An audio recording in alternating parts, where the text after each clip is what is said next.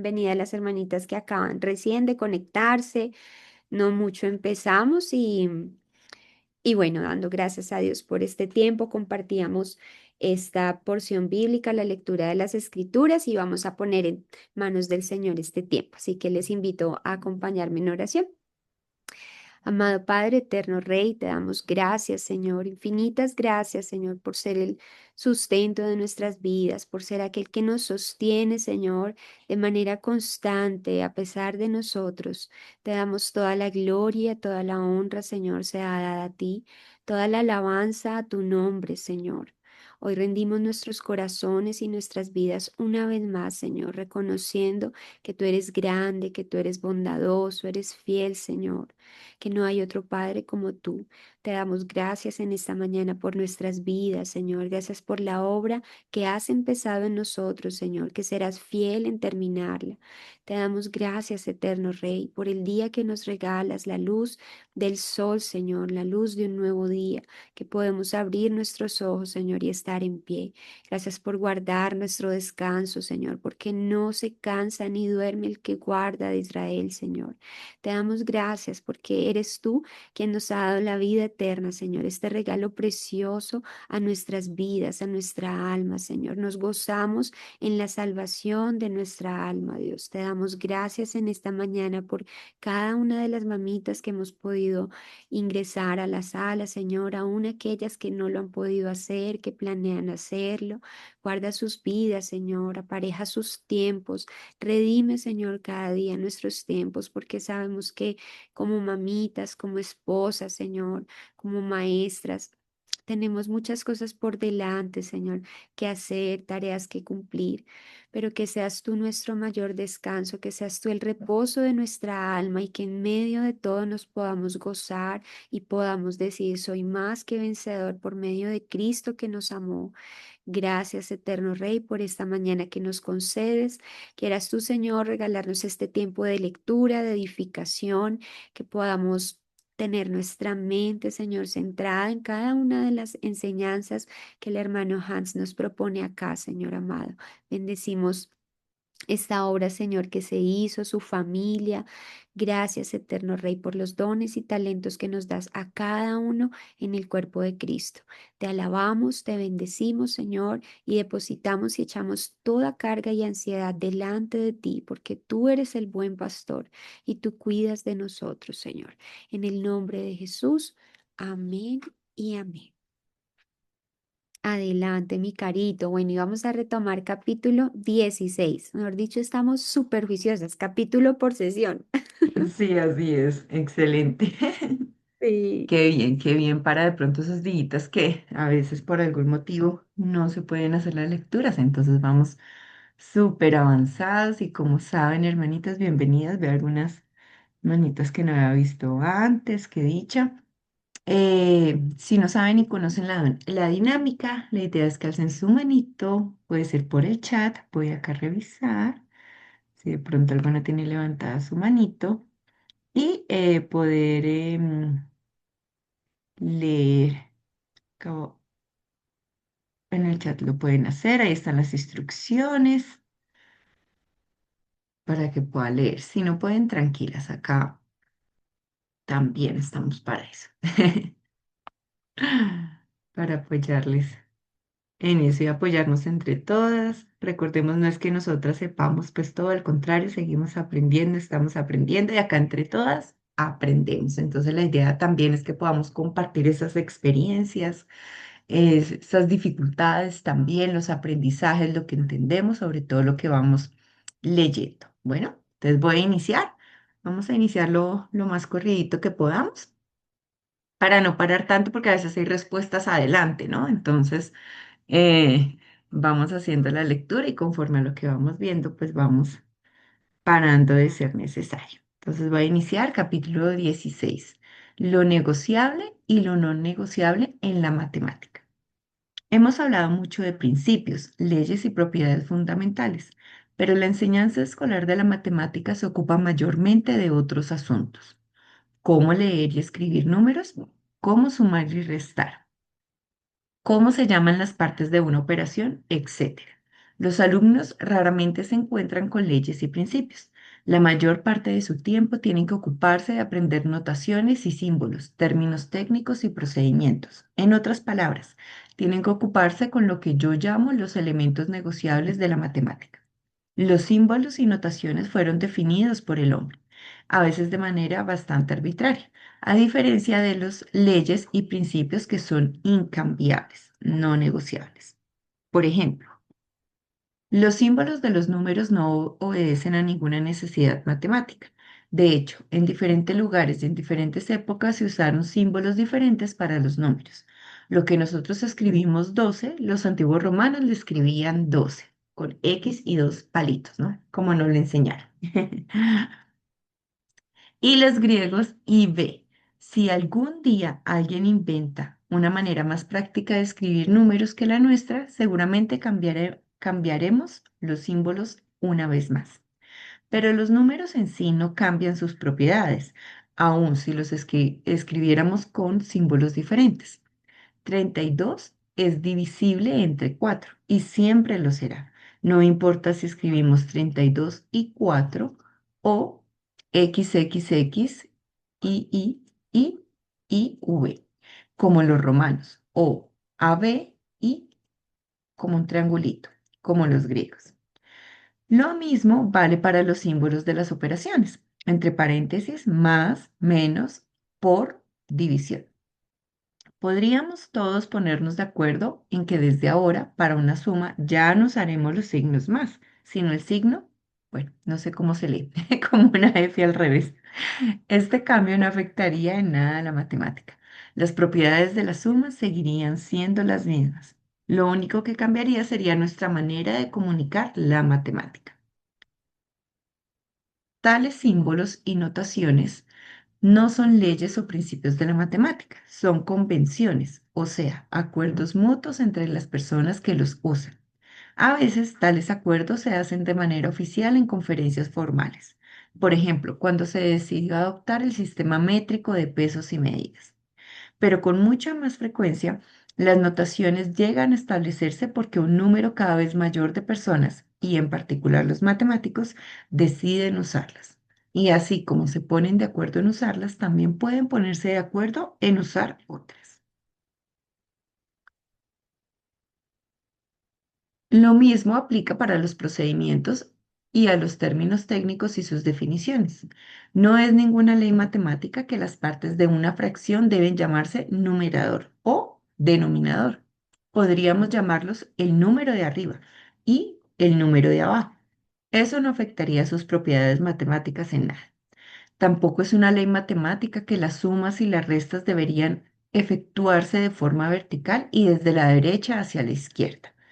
En la India lo hacen desde la izquierda hacia la derecha y corrigen sucesivamente los dígitos donde hay algo que llevar.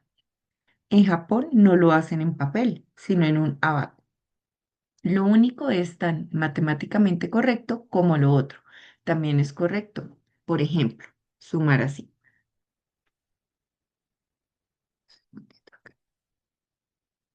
375 más 987 más 987, perdón, igual a 1375 menos 13 igual a 1362. Es correcto porque 987 igual a 1000 menos 13, entonces 375 más 987 igual a 375 más 1000 menos 13. Y continúa como arriba. Cada uno puede inventar procedimientos nuevos. Todo procedimiento es válido mientras respeta las leyes de la matemática.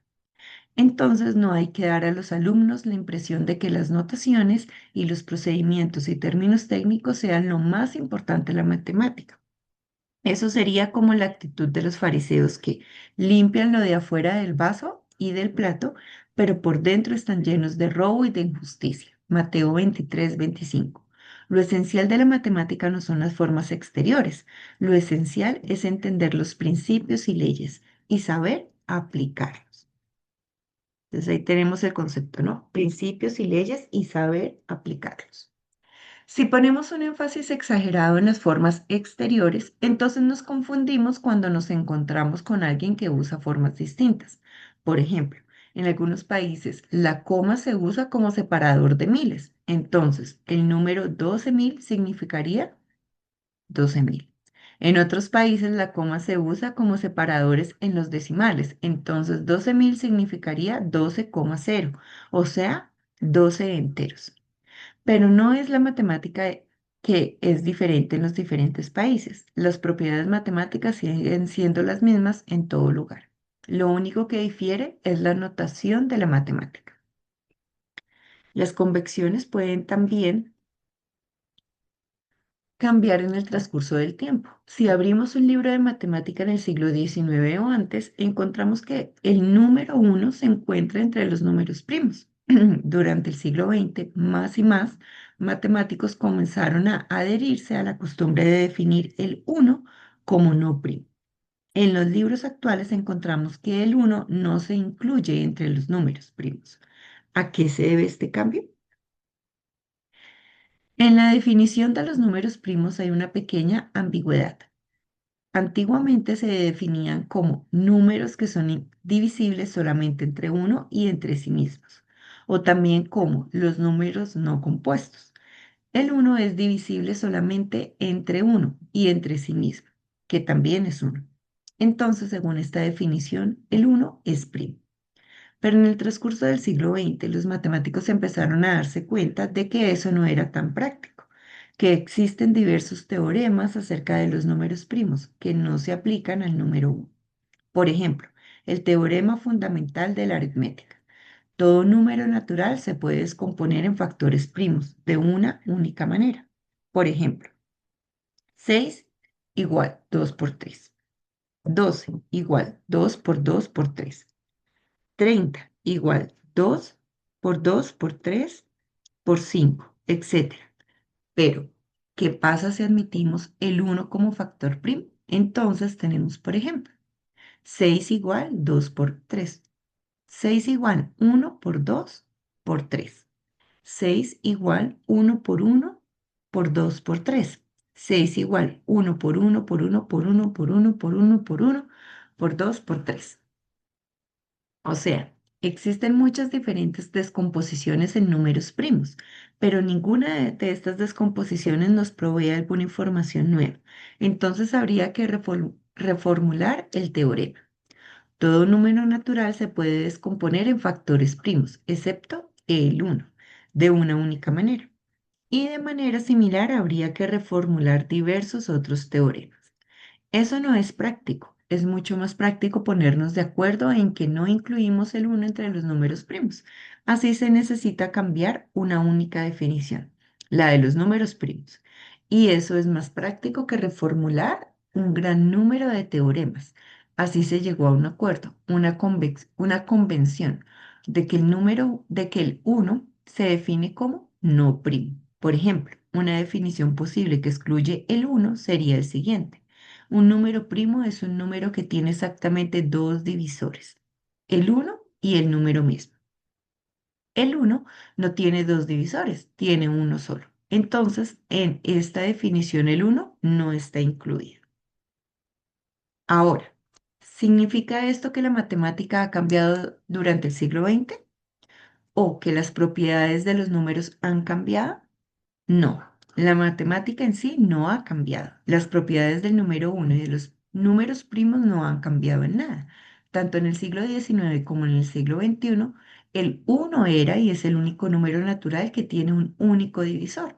Lo único que cambió ligeramente es el uso del término número primo. Pero eso no es una cuestión matemática propia dicha. Propia dicho, es una cuestión lingüística. Ahora, no estoy diciendo que no fuera importante aprender los símbolos, los términos técnicos y sus definiciones.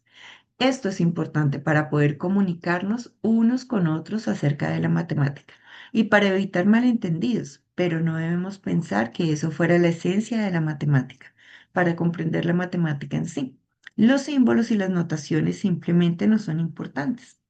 Son elementos negociables que pueden cambiar, pero la matemática en sí es lo que no es negociable, los principios absolutos y universales. Los matemáticos pueden reunirse y decidir cambiar la definición de lo que entendemos con un número primo.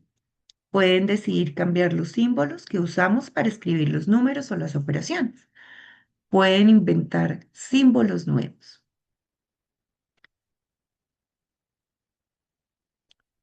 Pero aún todos los matemáticos del mundo juntos no tienen la autoridad de derrogar la ley distributiva o de ponerse de acuerdo en que desde ahora 2 por 5 sea 399, lo que es la matemática en sí. No se puede decidir o alterar por consenso. La matemática no es una ciencia social. Las verdades matemáticas son absolutas y universales. Bueno, para recordar estos términos. O sea, pueden ser verificadas por toda persona que entiende los datos involucrados, sin necesidad de recurrir a alguna autoridad externa. Eso tiene nuevamente su paralela en la vida cristiana. Diversas iglesias y grupos cristianos se han puesto de acuerdo en asuntos exteriores, dónde y cuándo reunirse, qué canciones cantar, qué programas seguir en sus reuniones, qué procedimientos tienen que seguir un nuevo miembro para ser admitido, quiénes pueden repartir la cena del Señor, etc. Algunas de estas organizaciones han llenado miles de páginas con reglamentos y leyes internos. Algunas hasta tienen reglas muy detalladas de cómo vestirse o qué títulos usar al dirigirse a sus líderes. Todo esto son asuntos negociables, asuntos de convención y acuerdo mutuo. Y a menudo incluso asuntos de los cuales el Señor dijo que no debemos hacer ninguna ley al respecto. La esencia de la fe y de la vida cristiana no es nada de eso. Lo que no es negociable en la vida cristiana es la palabra de Dios. Esa es la verdad absoluta que rige la vida cristiana, así como los principios y las leyes matemáticos rigen la matemática. Porque también ustedes cometen transgresión del mandamiento de Dios por su tradición. Este pueblo con los labios me estima, pero su corazón está lejos de mí.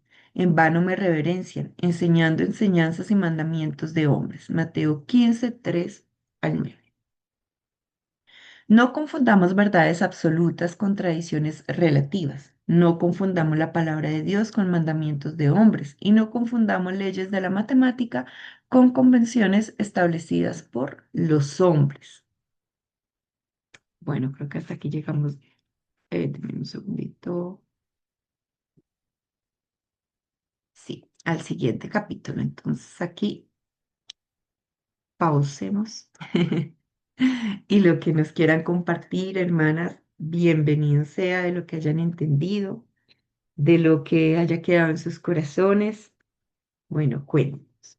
De mi parte les comparto algo cuando nos habla acá, que son los principios y las leyes, ¿cierto? En una parte de la filosofía de Charlotte Mason, que saben que acá pues la seguimos también algunas hermanas, justo hemos estado trabajando estas 2 semanas algo muy bonito y es con el tema de la educación de los niños, de la creación de los hábitos, pero estamos revisando qué realmente es lo que estamos teniendo, si son solo normas, normas sin sentido para nuestros hijos o si son principios, ¿no? De educación. Estábamos hablando un poco del tema de las reglas, ¿no? Que tenemos en casa. Y me trajo a mismo este pensamiento, ¿no? Porque una cosa son la rutina, las normas, las leyes, pero otras cosas son los principios, ¿no? Que esos no pueden cambiar. Y muchas veces no los tenemos en cuenta. Si no tenemos es, hay que levantarse, hay que hacer, esos son rutinas. ¿No? Hay que, acá no contestamos mal, hablamos bien, pedimos el favor, estos son normas, ¿no? Pero ¿en qué principios están basadas?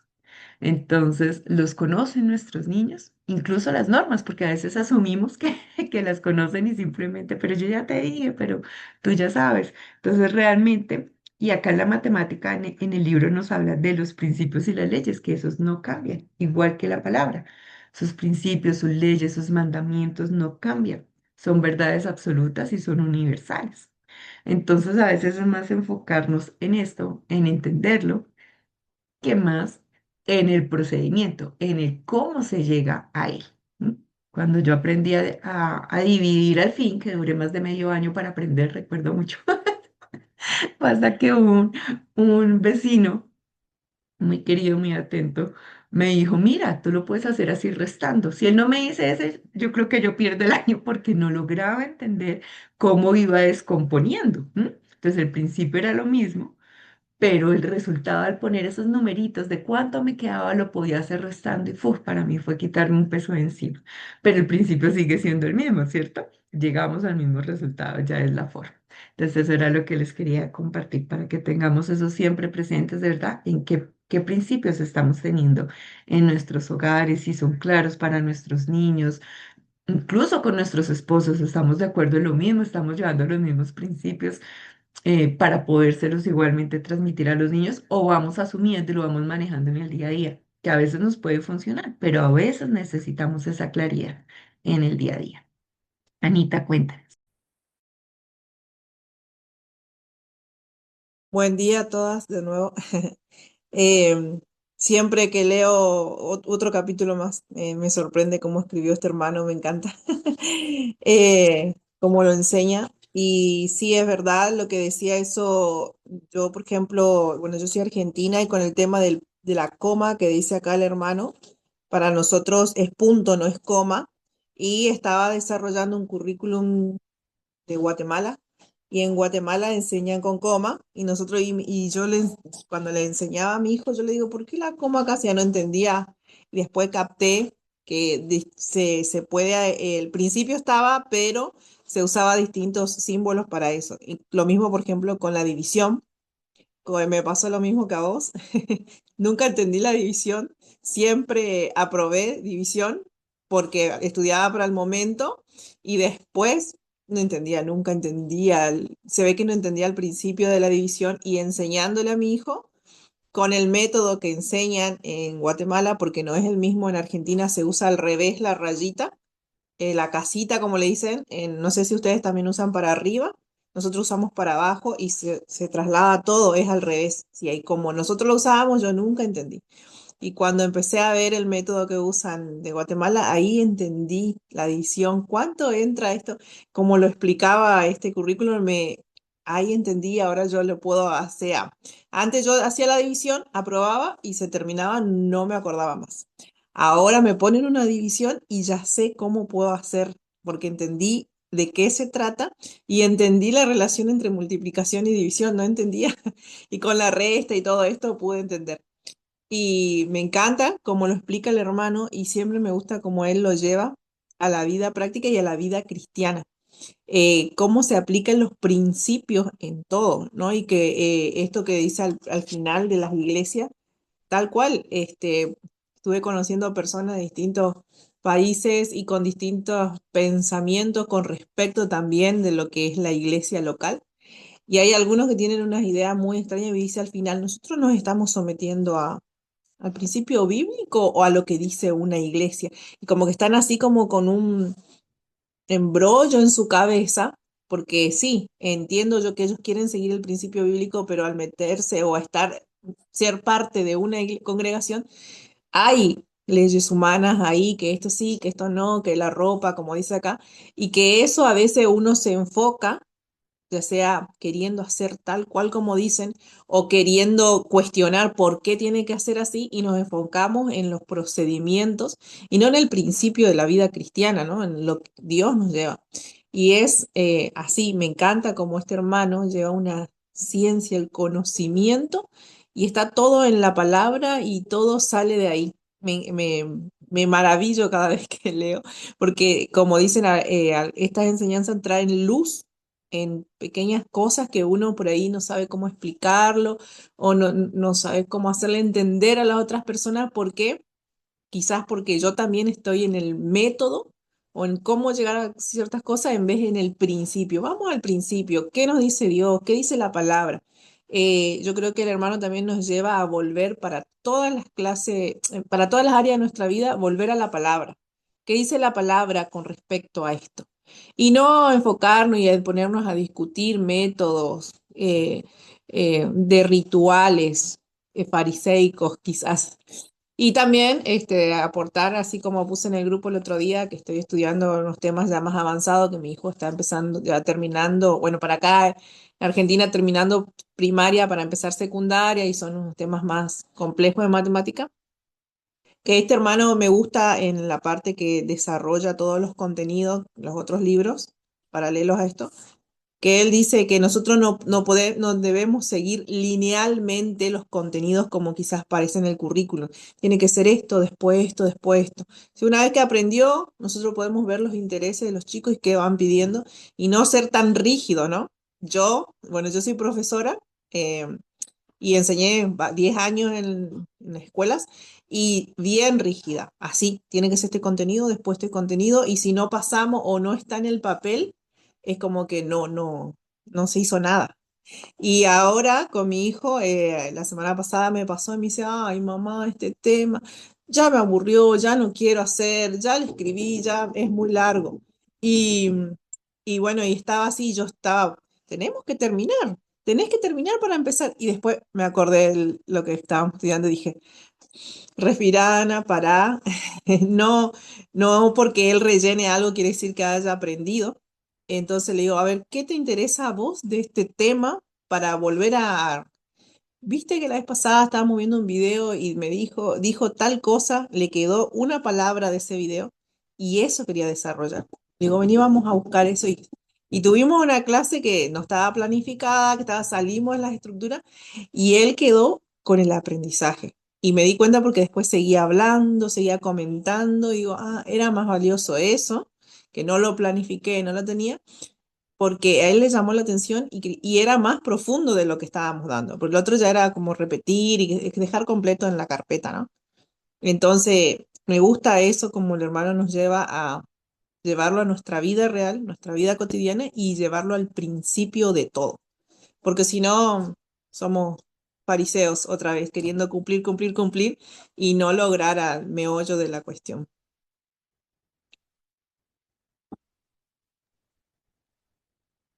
Muchas gracias, mi hermanita Ana, Carito, por compartirnos esas perspectivas. Y sí, definitivamente yo también pensaba que nosotros los seres humanos somos muy dados a las formas. Se hace a mi manera. Y esa yo juro que es la correcta, ¿sí? Porque lo he comprobado, porque me ha funcionado varias veces. Entonces nos cuesta un poco, por ejemplo, cuando nuestros esposos se meten a la cocina o nuestros hijos y hacen de diferente manera, pero llegan al mismo resultado. Y a mí me ha pasado, por eso es que yo he aprendido que en la mayoría de los casos les queda hasta más rico. Y yo, ay, ya por ahí hasta la abuelita les ha hecho el comentario y dijo, bueno, ¿y quién cocinó esto? Y yo, porque quedó delicioso, dice. Yo, no, pues fue el papá y seguramente no lo hizo con las instrucciones de mamá, el uno, el 2 y el 3. Entonces yo pienso que esto también nos lleva a recordar, mira la palabra tan hermosa que el Señor nos regalaba en la mañana, de no hacer nada por contienda ni pensando que yo soy el más importante, sino dándole lugar a los demás, porque precisamente el Señor a cada uno le dio una individualidad, una característica especial de hacer las cosas, una forma.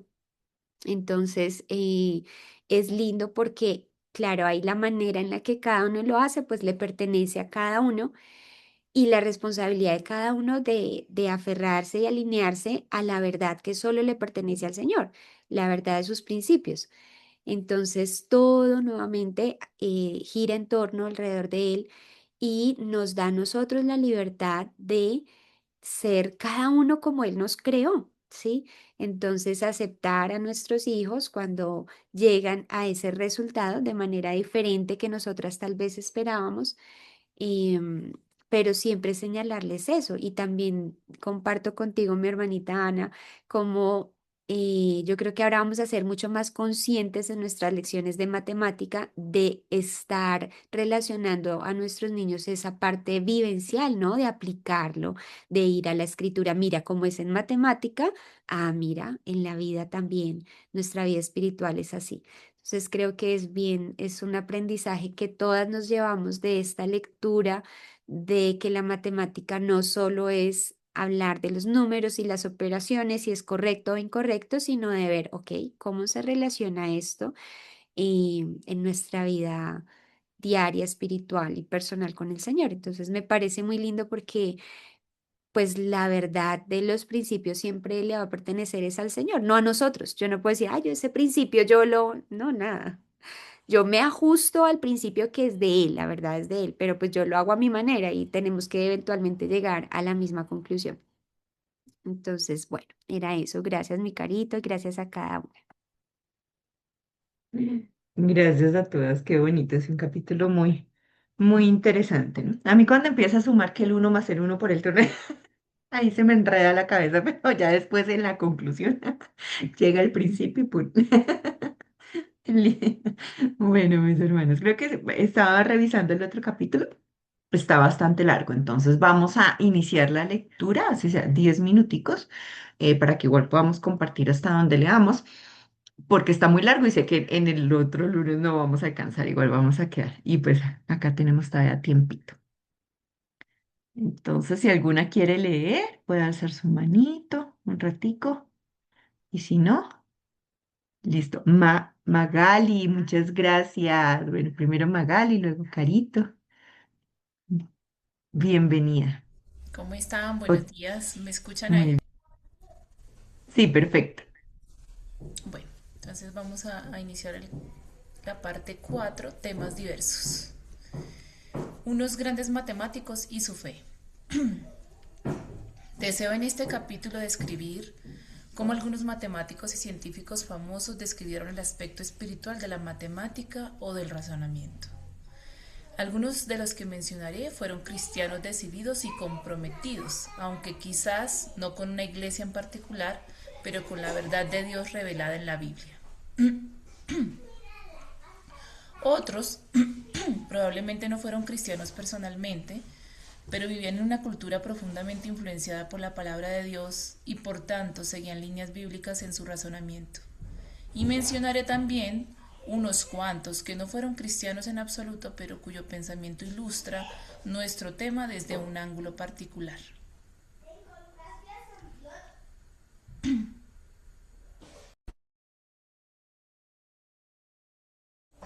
Pitágoras, siglos 6 a.C. Junto con Tales, Pitágora colocó los fundamentos para la matemática de los antiguos griegos. Para él, la matemática fue una ocupación profundamente religiosa. Según Pitágoras, los números tenían cualidades divinas y constituían el principio fundamental del universo. Todo es número. Pitágoras fundó una hermandad que se dedicaba al estudio de la matemática y filosofía. De hecho, los antiguos griegos no distinguían entre matemática y filosofía.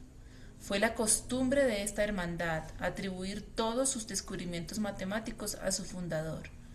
Por eso hasta hoy no se sabe si sus resultados, como por ejemplo el famoso teorema de Pitágoras, fueron realmente descubiertos por Pitágoras mismo o por sus alumnos. Además, los pitagóreos tenían que comprometerse a no divulgar los descubrimientos de la hermandad a nadie que no fuera miembro.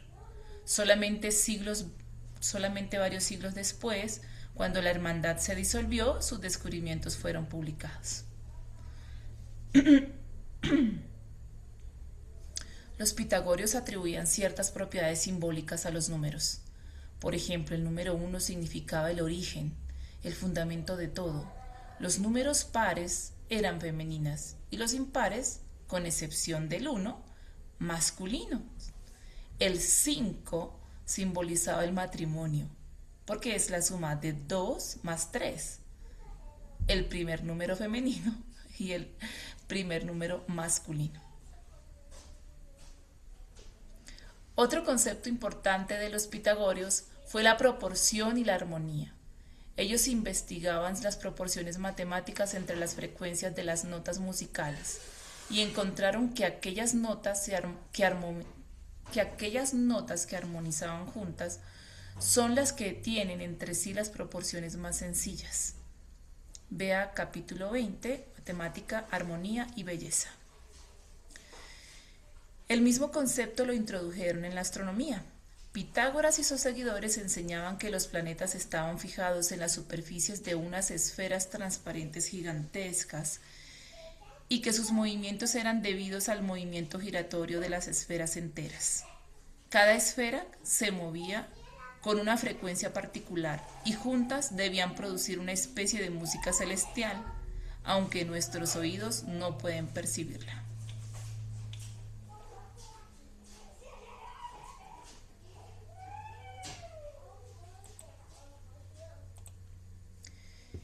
En el concepto original de Pitágoras existía solamente los números naturales y las proporciones entre números naturales, o sea, los números racionales, los que puedan representarse como fracciones.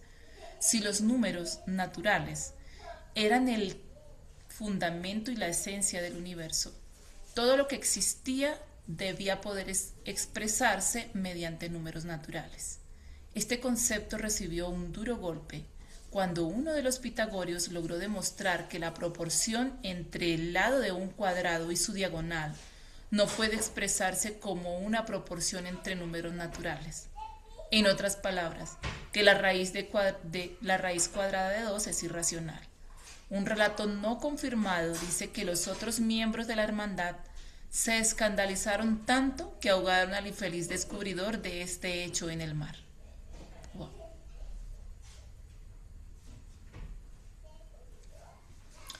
Platón, siglo IV a.C. Platón es más conocido como filósofo que como matemático. De hecho, hizo muy pocos descubrimientos matemáticos, pero exigió que todos sus alumnos que tuvieran conocimientos previos de matemática y estableció unos criterios para la validez lógica de una demostración matemática.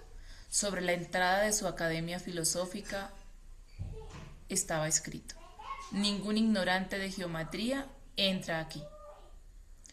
Platón recogió muchas ideas de los pitagóricos, por ejemplo, su convicción de que el universo está basado en principios invisibles, trascendentales y eternos. Según Platón, esos principios incluían no solamente los números, sino toda clase de ideas abstractas. Esas ideas eran en realidad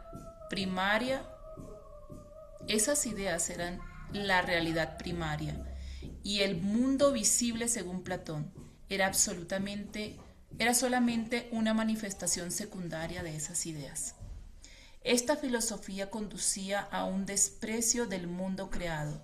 Solamente lo espiritual y lo abstracto tenía valor. Podemos decir que Platón y los pitagóricos se acercaban al concepto bíblico. Ay, se me pasó aquí un poquito. Se me atravesó algo ahí. Puedes subirlo un poquito, no sé.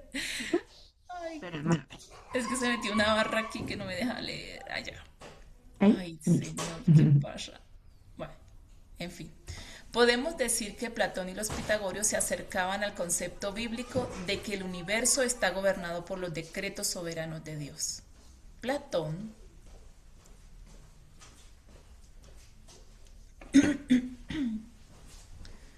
incluso hablaba de Dios o la deidad, y cuando le preguntaron de qué se ocupaba Dios, respondió: Él geometriza constantemente. Pero Platón y los pitagóricos no reconocían al Dios creador como persona. Para ellos, las ideas y los números en sí eran divinos. Desde un punto de vista bíblico, eso es una forma de idolatría. Así consideraban la última realidad como abstracta, sin personalidad. A pesar de ello, Platón se refiere en sus obras frecuentemente a los dioses griegos que son parte del mundo material, no de la trascendencia, porque se describen de manera similar a los hombres, solamente con mayores capacidades. La filosofía platónica tampoco reconocía la actividad propia creadora de la mente humana al elaborar la matemática. Según Platón, toda la adquisición de conocimientos no era nada más que un recordar de las ideas que nuestra alma conocía. Cuando se encontraba todavía en el ámbito de las ideas puras, eso presupone la existencia de un alma.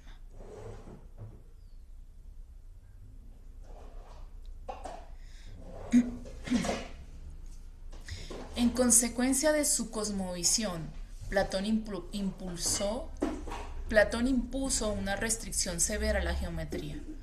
Todas las construcciones geométricas debían efectuarse únicamente con regla, sin graduación y compás.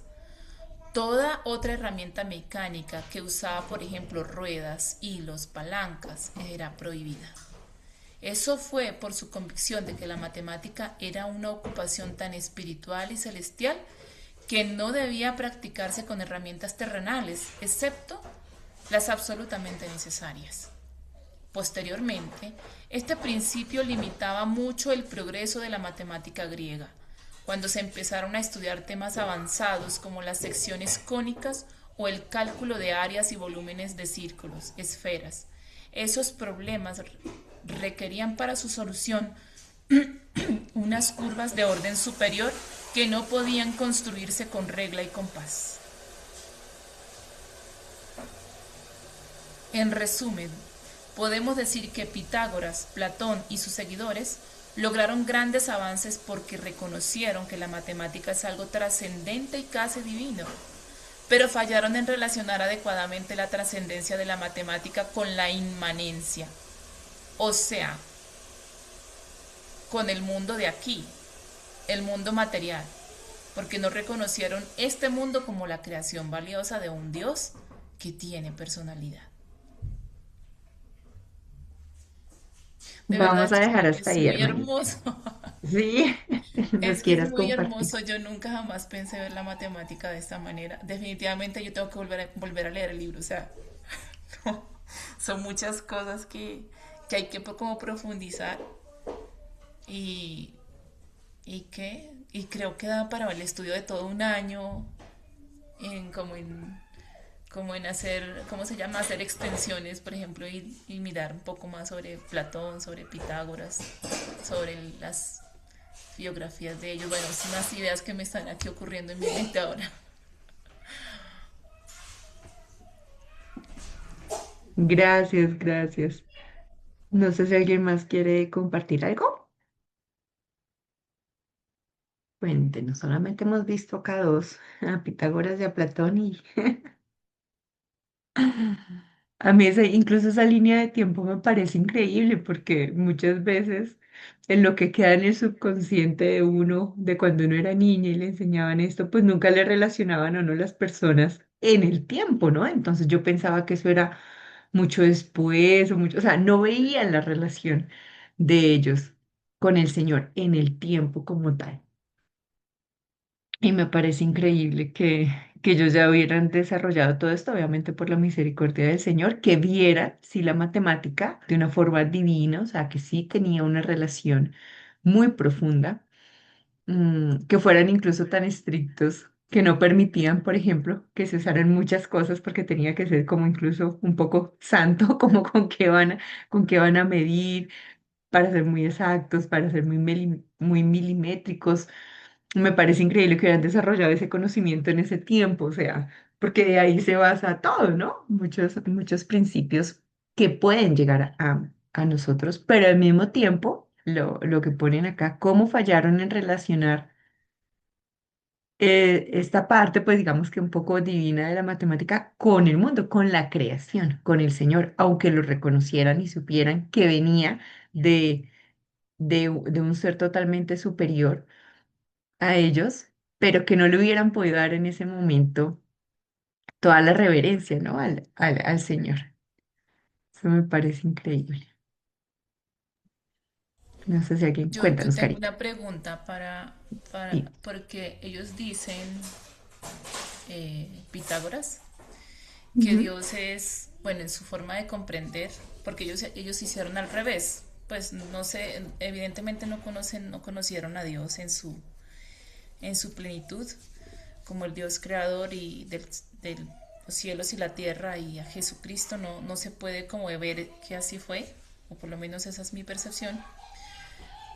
Pero cuando él dice que él está geometrizando todo el tiempo, la geometría en este caso es el estudio de las formas, o sea, a eso se refiere, a que él está dándole forma a todo el tiempo. Esa es como lo que traduce esa expresión. Podríamos suponer que sí. Pues la verdad no es que lo hable ahí. Esto es lo que hace, pero pero sí puede ser una muy buena conclusión. Ellos estaban desarrollando todo, estaban acá, ya más adelante nos habla de los círculos, las esferas, las áreas. Entonces, claro, él dice, está todo el tiempo geometrizando, está todo el tiempo midiendo, está creando, está construyendo. Así lo podríamos entender, pero no sabría pues exactamente si haya otra respuesta, pero por el texto sí lo podemos intuir así. Mm, Cuéntanos, Carito, no sé si tienes otra. sí, también me generaste la inquietud, mi querida Magali. Mm. Dice acá, la frase Dios geometriza o Dios siempre hace geometría es una célebre sentencia atribuida al filósofo griego Platón, la cual sugiere que el universo no fue creado al azar, sino siguiendo un orden, armonía y proporciones matemáticas precisas.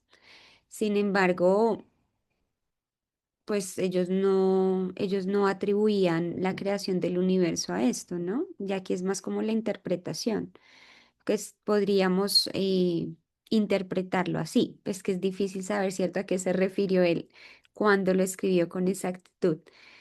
Pero bueno, dice, en resumen, cuando se dice que Dios geometriza todo, se expresa la visión de que la realidad física es una manifestación de principios matemáticos divinos, ordenados, perfectos y estructurados. Sí, nacen más que de pronto de atribuir la creación del universo a un ser divino y trascendental, como a la misma em, divinización que hacen de la propia matemática. Entonces, bueno, ahí siempre recordamos cuando Pablo estaba en el Areópago, ¿no? Y les dice al Dios, eh, estaba hablando respecto a esa divinidad de ellos, ¿no? Que era una divinidad impersonal. Bueno, y esto también, yo estaba pensando, la verdad, en cómo yo veía antes la matemática de esta lectura y cómo estoy concibiéndola ahora y realmente yo, pues no sé, creo que hasta antes de esta lectura yo consideraba que la matemática había sido inventada por el hombre. O sea, no me imaginé como todo esto de los principios, de que está ahí, de que trasciende. Y yo pienso como Magali también, este es un tema que definitivamente pues tenemos que abordar con nuestros niños.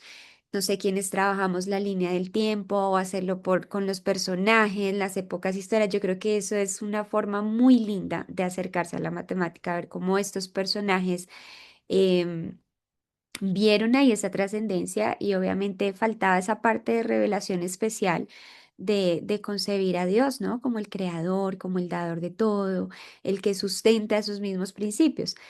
Pero es hermoso ver cómo ellos pues se acercaron tanto, ¿no? Y tuvieron tanto ahí en su mano que muchos de ellos, creo que ya lo habíamos leído en otra parte del libro, muchos de ellos llegaron a reconocer a Dios y, y a creer en Él.